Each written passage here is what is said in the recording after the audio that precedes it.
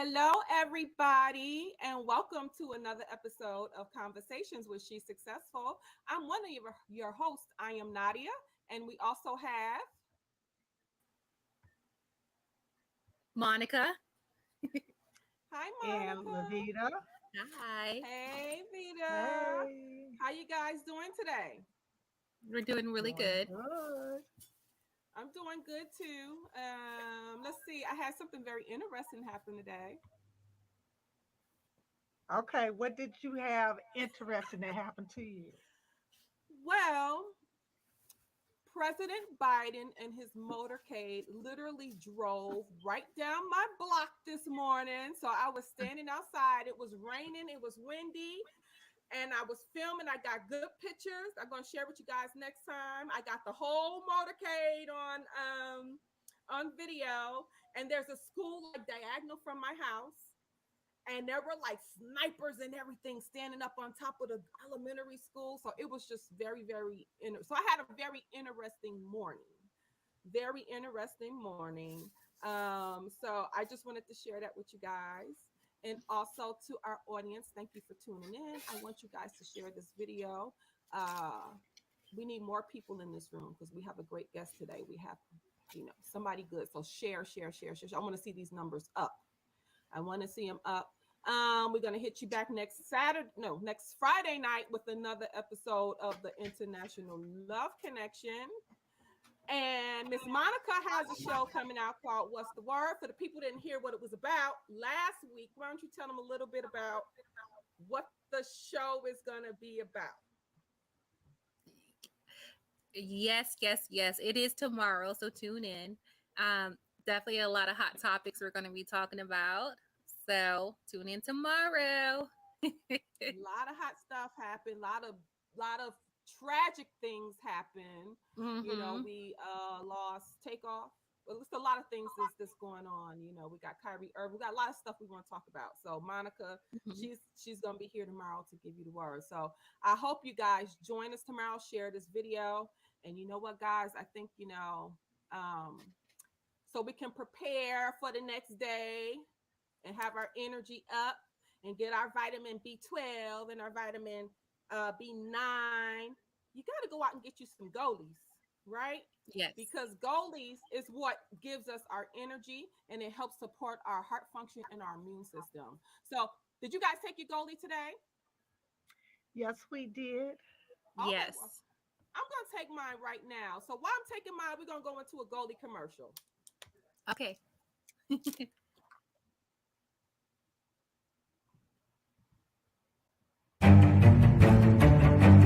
Kickstart your day with Goalie.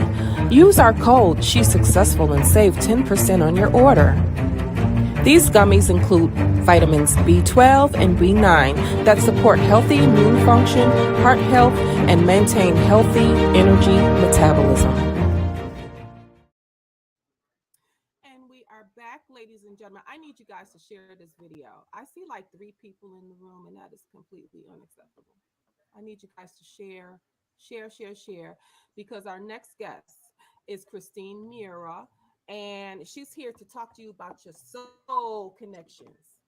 We all like to hear about that and talk about how we can connect and reach our highest potential.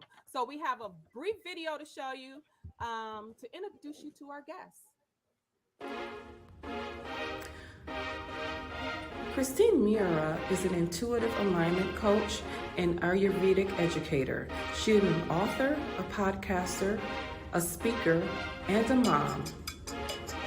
With 30 years of experience, she works with healers, intuitively gifted and newly awoken people. Her psychic abilities and soul purpose work help her clients attain a deeper connection to their own gifts and abilities. She creates a safe space for them to gain a profound connection and knowingness. She helps clients build and align their lives and work. Her background is in corporate business, and personal coaching gives her a unique ability to see the big life picture, including both personal and business purposes. Many clients speak to her relatability and deep understanding. She constantly asks you to reach beyond your ego and the place of insistence that you are right to instead of a place where you hold others in radiant light and give them a chance to reach their own maximum potential. Ladies and gentlemen, welcome. We are so glad to have you here. Tell our audience a little bit about yourself. Oh, well, I've been on the path since I was very young, probably since the age of 6.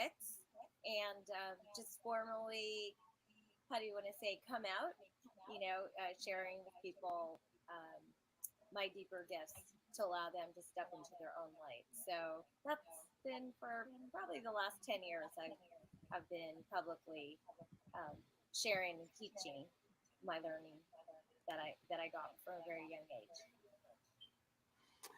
And so explain to everyone about, and I have a hard time pronouncing the word, Ayurveda? Is that how you say it? Yeah, so Ayurveda is 5,000 years old. It comes from India. It's the oldest healthcare system on the planet.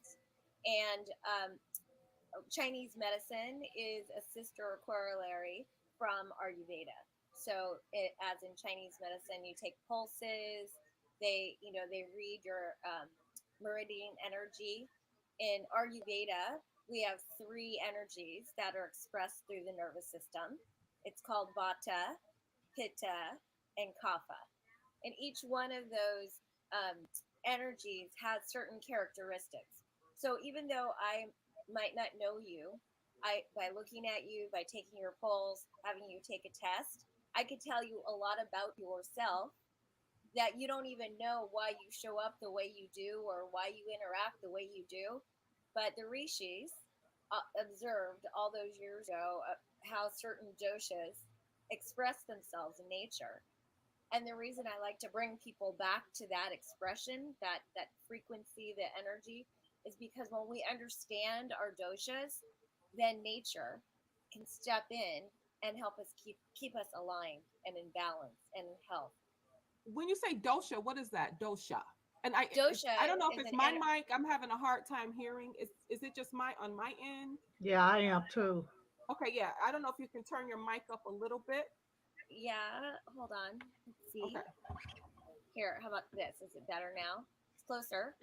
If you go a little bit up. How about now? There we go. That'll work. Better? Yep. Hold on.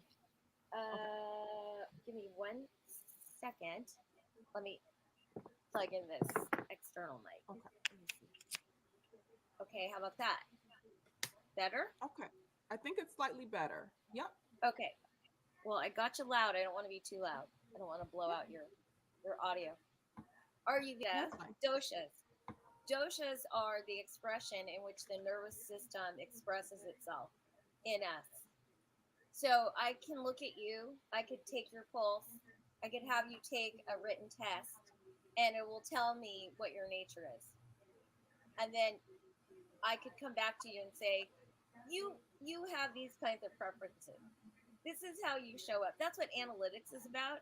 But the rishis in Ayurveda had analytics way before analytics was a thing, because they observed human nature and they listened to people who had complaints about not feeling well or feeling great, and they made these observations about the different doshas in order to keep you in alignment. So when you know your nature, you have three energies: Vata, Pitta, Kapha. 3% of the people show up as one dosha. 95% of the people show up as 2 doshas. We call it bidoshic. And the remaining 7% are tridoshic. So you could be all 3 expressing at the same time, all 3 natures. So anyway, without can going we into change our dosha, or detail, is it just set? Is a dosha set, or can we change it into a different type of dosha? No, the moment you're born, the moment the sperm and the egg meet, you have it is what it is what you're saying. Okay. Yeah.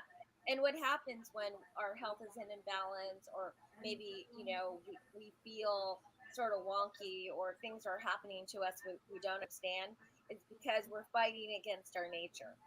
We're doing things that take us out of balance instead of keeping us in alignment. So when you know your doshas, it literally is like the key to everything that nature has to offer you to keep you healthy and vibrant and radiant. I know Levita and Monica have questions, but I just have a couple more. How do I find out what my dosha is? Well, you can go online. There's lots of Ayurveda companies that have tests. I particularly like Banyan Botanicals, WBANYAN botanicals.com, and they have a dosha test, and you can take it, and it's very accurate. Okay. And then if you want to do a reading, or you want to understand your nature, or you're trying to get some clarity about stuff, that's where I come in. I explain to you your nature, your doshas, your way that you might be working in life. And because I'm an intuitive, I also get a download while we're speaking, and then I ask you a variety of different questions so that we can have a breakthrough in clarity, so that you can again regain balance. That might be a psychic thing, it might be through food, it might be through aromatherapy, it might be your environment. There's a lot of different things that take us out of balance, and there's a variety of things we can do to bring you back into alignment so that you're operating at your highest capacity. Scott Hamilton in the comments had a question. He said dosha, Dosha. Is he saying that correctly? Dosha? Correct. Dosha. Okay. Right. So, Deepak Chopra talks about it. Vasant Lad, he's one of the founding fathers of Ayurveda in the United States. He's the founder of the Ayurvedic Institute in New Mexico. I think just relocated to Pennsylvania or something. I think they just moved, but yeah, it's out there. You just have I always wish that when we come into the world, we get this operating manual, because it would take out confusion in our young lives, and then also inform us in our adult life that the way that we show up, or the things that have been happening to us, is really, it's really natural. It's just that if people aren't of the same dosha that you are, they might not understand you in communication. They might think you may be abrupt while somebody else is sweet and kind, but that's all explained in the doshas and how you show up. So, would you say like your soulmate would have the same dosha as you, or how does that work? Like, if you have like a soulmate, would they have That's necessarily? Your soulmate's a different conversation. So your Okay. doshas are really your physical expression on the planet, right? It's the way that you see the world, how you perceive the world, how you work into the world. That's just you and your operating system. That's what your dosha is. It's an expression through your nervous system to the planet. And your soulmate it's more of like a frequency, energetic connection. Okay. But you have to be careful about soulmate, because everybody thinks, "Oh, my soulmate, this is who I'm supposed to be with forever." No, Right. your soulmate at the moment that you meet is a completion, or an opportunity for learning for your greatest good, right? So your soulmate might not be the highest form or expression of learning, but there is a form of learning there, either about yourself, about them, how you or engage them. So when you say soulmate, it's not a forever thing. It's a opportunity to learn about ourselves so that we can grow and expand personally, and then in relation to the other. So how does your I'm sorry, Levita, one more question I have before you jump in. Is that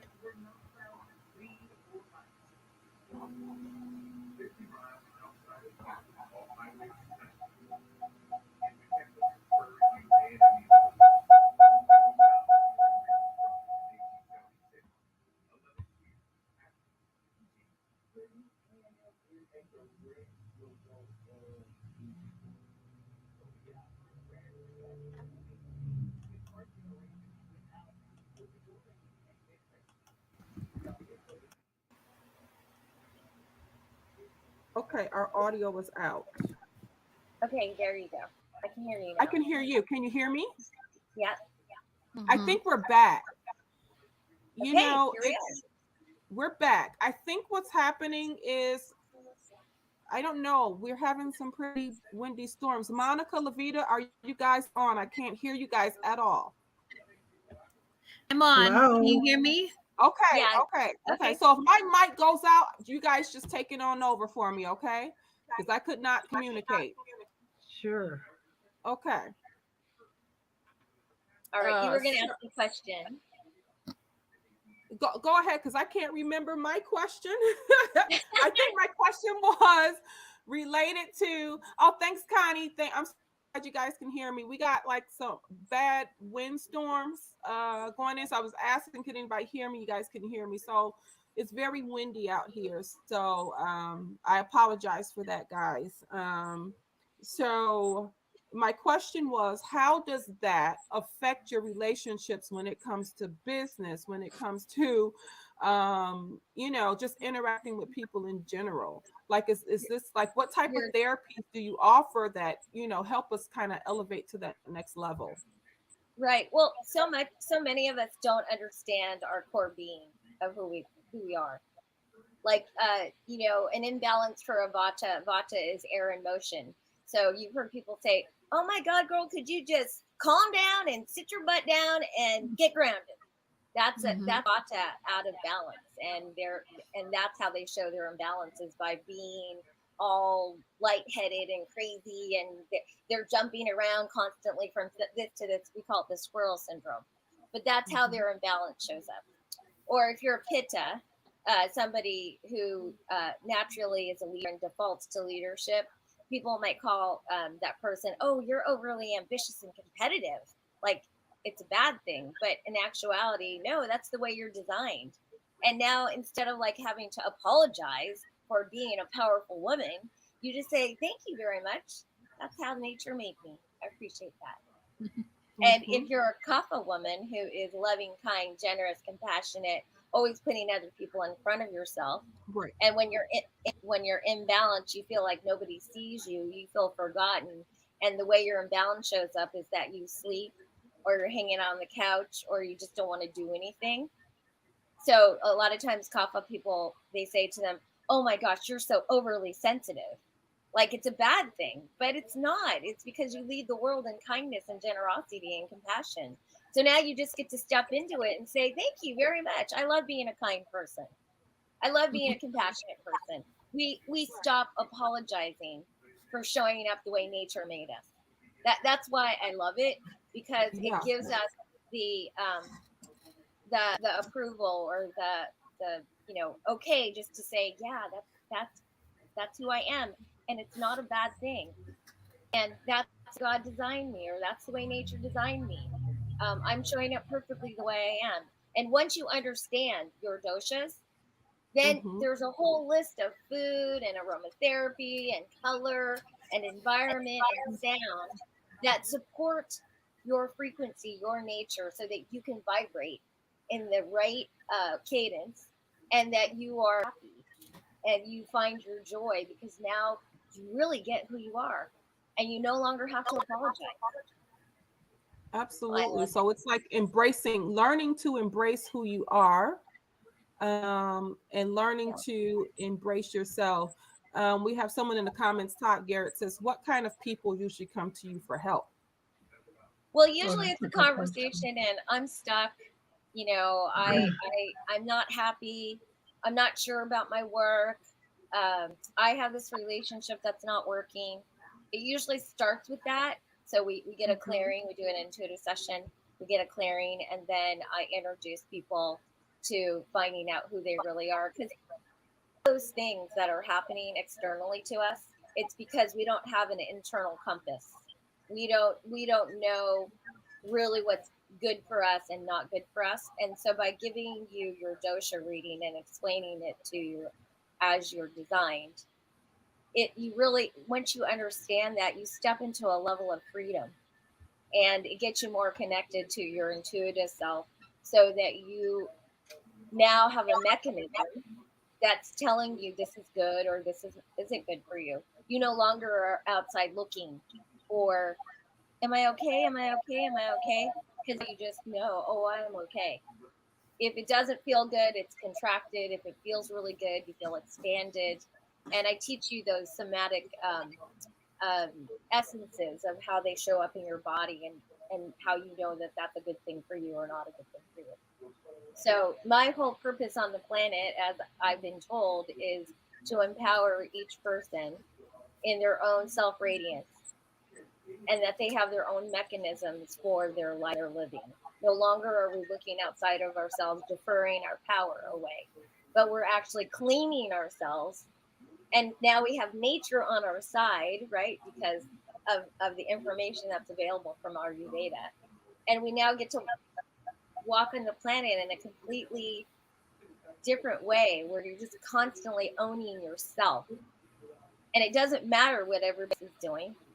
It doesn't matter if that boyfriend, that girlfriend, that family member is having any kind of static at you, because if you know that you're walking the planet with your best intention, with your biggest heart, with that, big full of kindness, it really doesn't matter what other people have to say, because you're living your truth.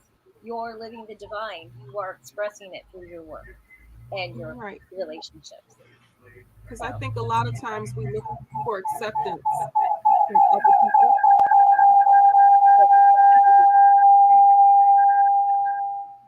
I don't think that's me.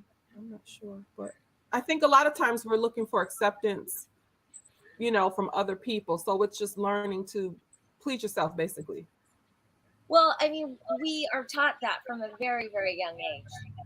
Like from 4 to 7, we, they are always saying, "Oh, you have to control your kid because your kid is like dancing to their own divine when they're young," right? But a teacher, somebody in church, a family member, a grandparent, a parent, at some point said something to you, which was, "That's not the way it is," and you as a little one is going, "Yeah, the way it is," and they're like, "Nope, that's not the way it is. This is your truth. This is your reality."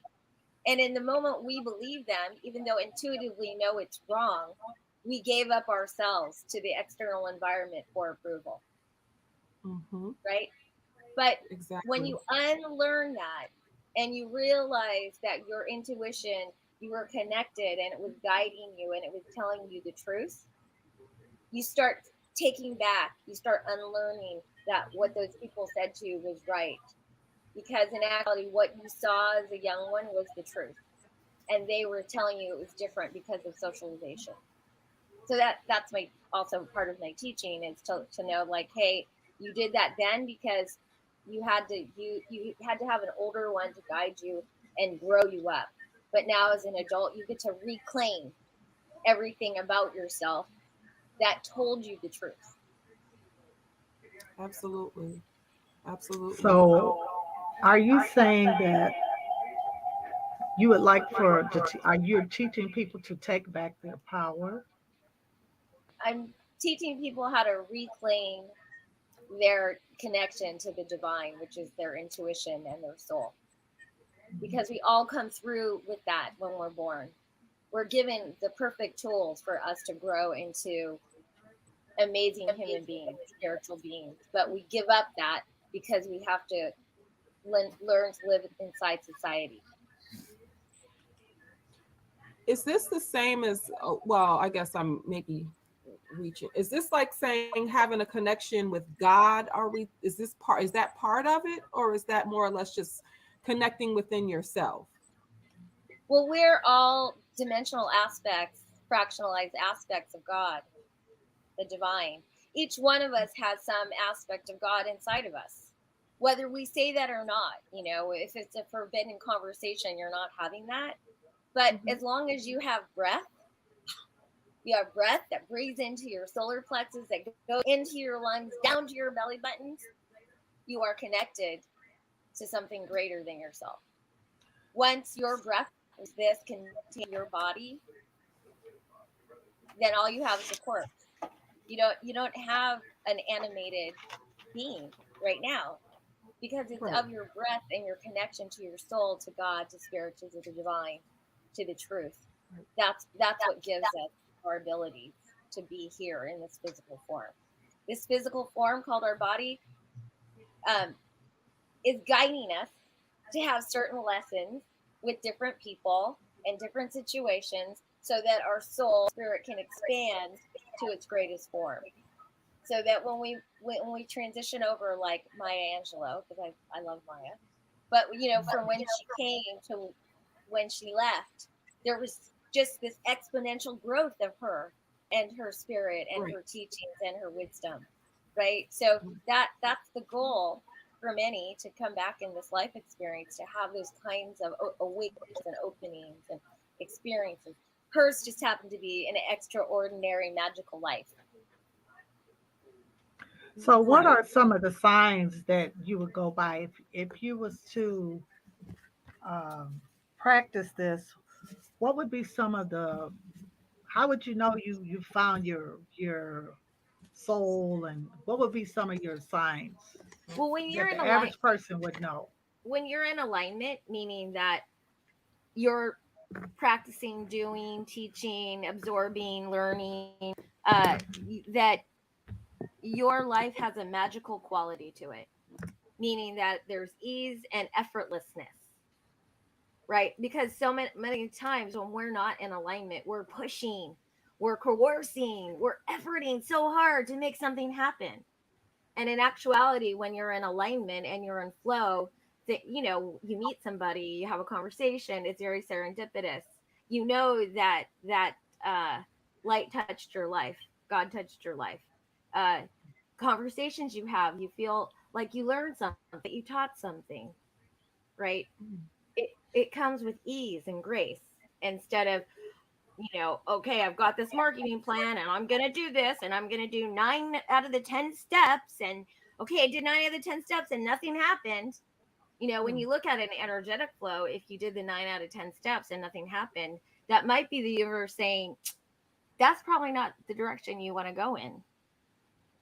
And if you're open enough to ask and to receive, and then try that other path, and it just keeps unfolding and unfolding and unfolding, you sort of know that you're in the right path.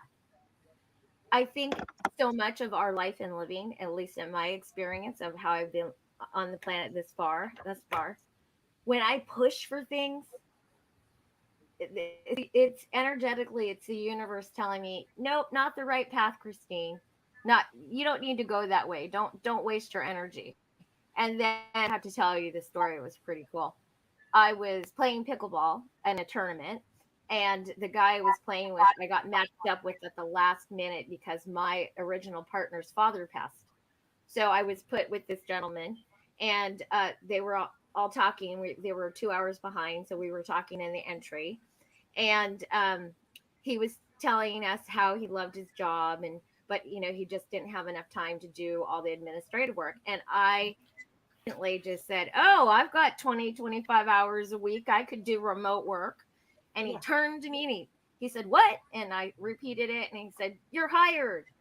And that was on a Saturday, and I started working with him on a Monday, right? And So I'd that's been how you praying. know Yeah, everything just lines up. yeah. Okay. And I've been praying, I've been asking, because my youngest son asked me to help him with college to finish out his last couple of semesters. And I kept saying to God, I was like, well, I don't know how I'm going to do that. I want to do it, but I don't want to, go into a job that's really rote and boring and, just to trade time for dollars. I want to be somewhere where I'm growing, learning, and this opportunity came up, and everybody in that room is so fast. I feel like a turtle. They're all, rabbits. They're super fast. They think super fast. He has a master's at Stanford. So just to tell you, the acuity in the room is that high. And I constantly feel like I'm a turtle, but I'm hanging on, doing everything I can to, to keep it together and to be his support person. So that's just one example of my life, of how I know that I'm in alignment with the work I'm supposed to be doing, the way I'm supposed to be serving, because stuff like that happens when you're working really hard and you're pushing really hard and you're staying up really late. that's more of a conversation of how you think work should be. And that you, every one of us, has, as an individual, has choice. We have choice to decide the experience we want on the planet. And then there's a deeper conversation where it's, do you deserve it? And what is your value? What is your own value that you see on the planet? And when you can really open those conversations up and dig deep and find out where your triggers might be and relieve that construct, then everything starts breaking open in a different way and you start creating new patterns. So that's how you know. So, what are some of the steps you can take? Like, say, for instance, you're around somebody, you walk in a room and you could just feel their energy is just negative. You could just feel it bleeding off of them. How do you reverse that energy in that room? Well, you don't reverse the energy. What you do is that person that's giving off that negative energy, you wish them well, because you can only control you in the room and the environment that you've stepped into. So if somebody's really negative and you feel that if you can't leave, you wish them well. You wish that that whatever is burning in them, that it be lightened, that you can emit positive energy. Like, a lot of times grumpy people are grumpy because they don't feel acknowledged and seen. So I always try to use words that acknowledge somebody, to say good morning, how are you? And if they're like, well, I'm blah blah blah blah, then I might say something like, wow, I really hear that. That must be really painful. And just the fact that you listen that deeply and you said that, it can really make a difference. It can either piss them off, or it can make them like, hey, somebody's listening and cares about me. Because that's all we all really want in the world, is to be acknowledged, seen, and heard, and validated. And if we have the gift as an individual to do that, you are like sprinkling sunshine and magic everywhere, because that woundedness from our childhood or whatever all that might be gets to be seen and heard and healed, right? And you might not physically or mentally change that person, but just by you adding your concern, your love, your attention, it does shift the room. And you don't have to get caught up in being responsible for someone else. You just get to bounce off your care and love. Does that make sense? Good advice. Okay. Awesome. Scott Hamilton says, does that work like Sixth Sense? Sixth Sense. Well, I guess you could say people term that like a sixth sense. Your intuition, when you're connected to your intuition, is always guiding you, right? Like, oh, I heard that voice, but I ignored it. Or I was told to turn this way, but didn't. Um, it's the understanding that you have something that's outside of the physical body, that sort of it resides in the ethers and can see the bigger picture and is guiding you to your next lesson. Now, a lesson might not be good, it might not be fun, it might not have all those magical qualities. It might be painful, it might mean suffering, it might mean being brought to your knees. But inside of that, you get to respond accordingly.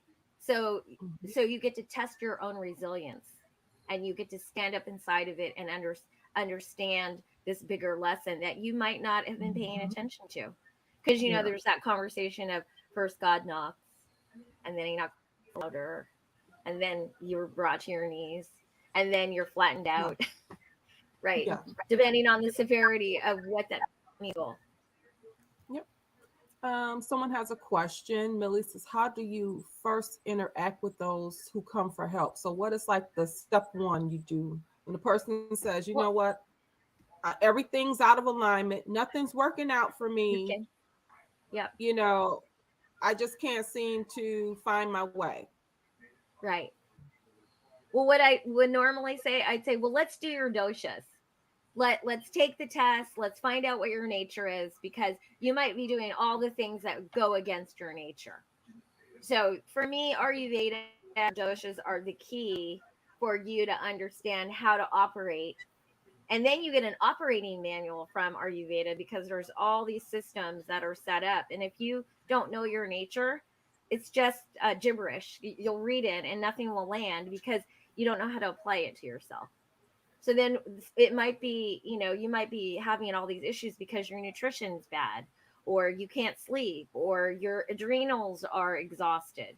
We'll have conversations around your energy, how you're feeling, what your sleep is like, what your bowel movements are, because that's part of nature.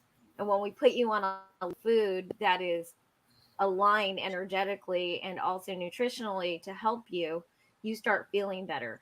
It comes from, if you think of food as a frequency and an energy, if you're eating the wrong frequency and energy, you're constantly scattered, you're never grounded, you never have the ability to feel peace, to reside peace and a Right. wholeness in yourself.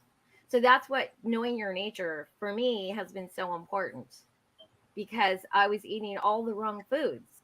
I was eating things that make my dosha go out of balance. And then I wonder why I was out of balance and why I was so cranky and why was I so hungry all the time. And I was eating all the time, but I wasn't getting the right nutrition because I was eating the wrong foods. So, and that doesn't mean you're eating junk food, eating bad. Vibrationally speaking, somebody that's a vata that's eating too many cold salads, it's bad for them. They need to eat foods that are cooked. They need to eat things that are grounding because they're already light, they're already airy and bouncy, right? For me as a pitta, when I eat a potato, that's not a good thing for me because I'm already earth and water. That's what the elements of pitta are. So when I eat too many potatoes, I get sluggish digestion. I feel bloated, right? Broccoli, I can't eat broccoli. I can't eat raw broccoli, but I could eat cooked broccoli. Just that simple thing of knowing how food needs to be absorbed, eaten in your body is so key. I mean, and gives you the freedom to. There are things that people might have said to you, "Oh, you need to eat this," and intuitively you're like, "Oh, I don't want to eat that," but your mom and dad made you eat it, and so you've eaten it, and you've always eaten it, and it makes you feel yucky, right? It's because it's probably against your nature, and intuitively you've known like I shouldn't eat that. And now you get a list of food that says these are the things that your body loves, and you just get to wrap that up and go right on, go to the kitchen, check it Yeah. out. Okay, I'm gonna eat those foods. It's There's really three. simple. You said Vata, Pitta. Can you name the three one more Yeah, time? Copper, vata, pitta, and kapha. copper. Kapha. Okay. Yeah, Now, and you see copper it when is, you you said more kind, they're more kind. right Copper leans to, and Pitta is more kind of like more aggressive, kind of leaders. more leaders. Yeah, And the Bata is more like what? vata is air, it's motion. So I'll The give you air. guys a Okay, quick the motion. digest. I'll just give you a Okay, little digest. So vata is air in the body. it's okay. it's if you don't have vata in your body, you die because you have to have vata to move your digestive system along. Okay, vata Is that people with a are V or a B? vata. Vata people are VAT. highly creative. They're usually entrepreneurial in nature. They think out of the box. They have the squirrel syndrome. Oh, squirrel. Oh, squirrel. They don't have the ability for lasting, sustained uh, completion because they're highly creative. They're usually Mhm. those marketers who come up with those great slogans because they just think so differently than everyone else, but it sticks. When a vata is in balance, they're moving the room. Um, they're just bouncing back and forth, and it's hard to keep up with them. They usually have many businesses, but they have other people operating them. When vatas are out of balance, they tend to be jittery, anxious, worried. They don't trust other people with projects. They have a hard time giving things up. They're usually bouncing off their seats, and that's why I said those are usually people who are like, "Could you just please sit down?" Because that Mhm. vata is not grounded. Okay, so pitta people, pitta is digestion in the body. Their elements are fire, and water. No, fire and earth. Sorry. And they tend to be default to leadership. They can assess a room very easily. People normally look to them for leadership. You have some of them that'll take it on very readily. They're usually the type A personality. And then the other doshas, vatas and kaphas, don't usually like pittas because pittas are usually right, and they let everybody know they're right. They tend to be that type A personality in America that everybody loves. The problem with pittas is they don't realize that other people are not designed like them. They have very high standards of operation. So if you say to a pitta, "Good job," the pitta inside themselves, well, of course it was. It wouldn't be Gotcha. anything but that. That's a pitta. Pittas out of balance can be snarky, dismissive, angry, especially when they're hungry. They definitely need to eat. They do trust people, so they have the ability to delegate, and they're fine with what people bring back to them. The problem with pittas is they're sharp, quick minds. Other people that are not like them to be in the room.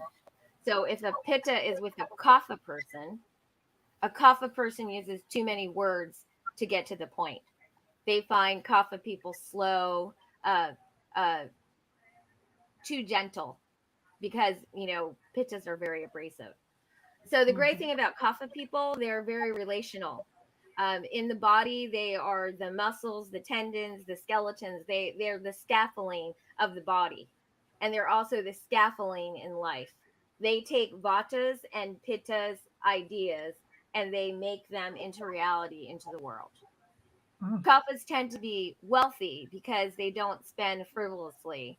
They like to build. So they're holding things up. They're holding people up. They're being the safe container for people to grow their beingness, their idea, their structure. Kapha people are kind, generous, compassionate. They're loving to a fault. They put other people's none of their. No, there's all. I'll get back to the elements in a sec. And they put people before themselves. So when they don't feel seen, loved, and heard, they get very unhappy, and then they tend to feel resentful, and they hold a grudge. Yep. And kapha people like to be spoken to in the same language as another kapha. So if you have two friends that are kapha, they have yummy, loving, supportive relationship. Okay. Well, I just got the cue. We're almost hitting that 45-minute mark. I think our video's gonna kick off soon. Adine Paku had a question. No, there's not 4 elements in dosha. It's 3. Vata, help me out, ladies. Vata, kapha, pitta. Pitta. It's vata. It's vata, pitta, and kapha, and they got to go in that order. Because they gotta go in that order. Yeah. Pitta, vita, kapha. Pitta, no, pitbull.